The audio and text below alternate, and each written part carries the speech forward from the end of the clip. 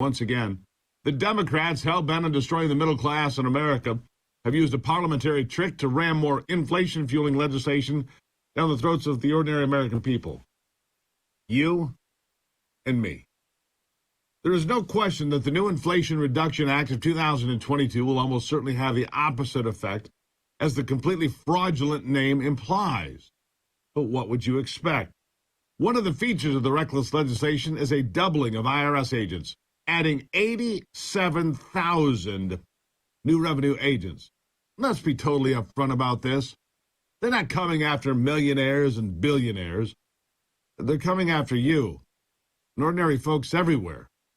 87,000 agents. And if you missed the other headlines, they've also been buying up piles of guns and ammunition at the IRS. Now, why on earth would they be doing that? Why would they need any of that?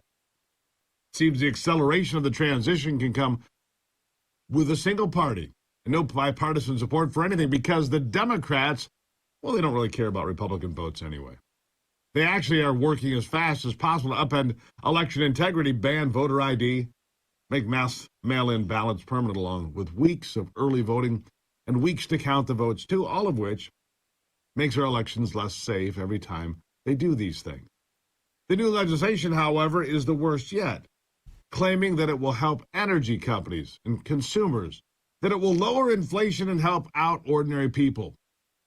Simple question is, how's that going to happen? How's it going to happen? Consider the fact that more than half of the new taxes in this mess will fall on families making less than $200,000 a year, which means Dementia Joe lied about all the nobodies making less than $400,000, that nobody would pay any new taxes. Nobody, blah, blah, blah. Right. Not that he remembers any of that. I mean, he can't remember breakfast or where to sit or who to talk to without crib notes anymore. But at least he's focused on running for another term at the age of 116, or whatever he'll be. I mean, look at the guy. In dog years, he's like 120. He's a very old 79. If we're going to tell the truth about all of this, we should. We really should. Let's start here. Joe Biden ready to transition to taxing all Americans at a much higher rate. That includes you. And at much lower incomes. That also includes many of you. I guess his word as a Biden is as meaningless as you would think. Listen to this. Guarantee, I promise, I've never broken my word.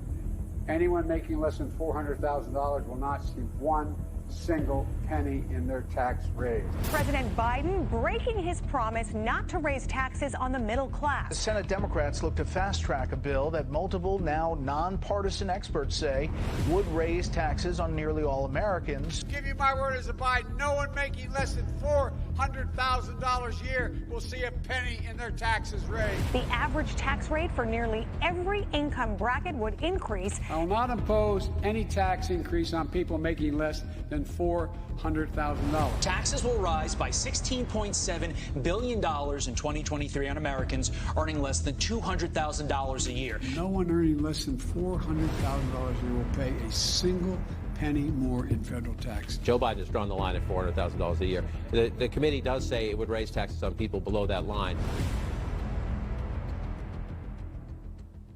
Oh, it raises taxes on lots of folks below that line. My word as a Biden. Well, that was quite a strong bond. And in case you missed it, this Inflation Reduction Act of 2022, the greatest euphemism ever for one of these things, passed the United States Senate yesterday. Kamala Harris casting the tie-breaking vote, and the socialists cheer. The end of the republic. Listen. On this vote, the yeas are 50, the nays are 50. The Senate being equally divided, the Vice President votes in the affirmative, and the bill, as amended, is passed.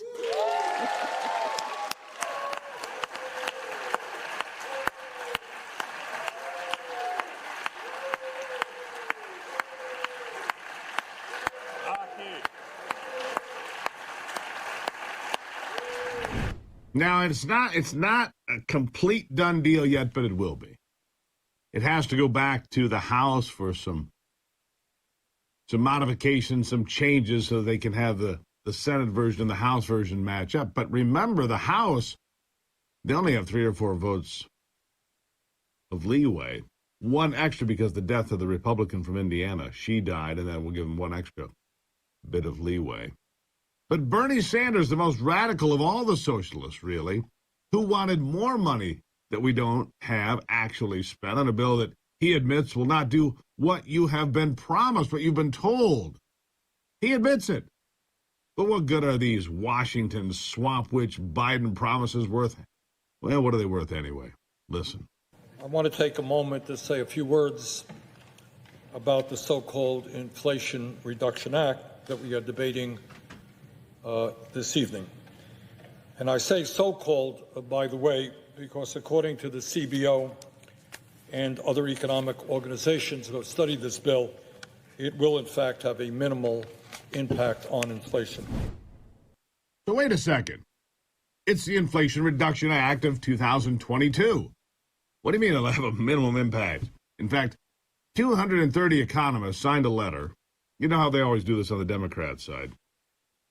They always think, we have all of these Nobel laureates that have got all this great experience, and these Nobel laureates tell us that what you're saying is wrong and what we say is true.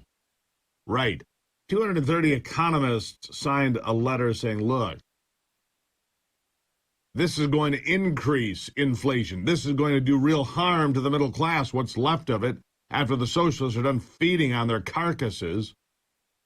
That's what we're dealing with. They refuse to believe it, of course. They refuse to have anything to do with it. They refuse to, the relationship with the truth and reality is kind of a strained one, a stressed situation there.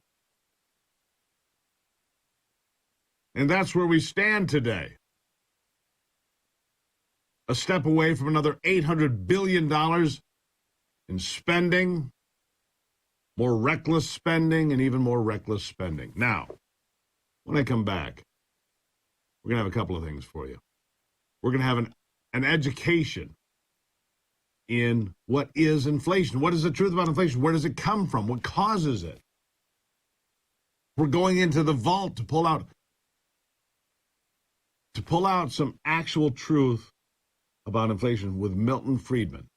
You don't want to miss this. You want to be educated about what inflation is, where it comes from, what caused it, and what this bill will do nothing to solve?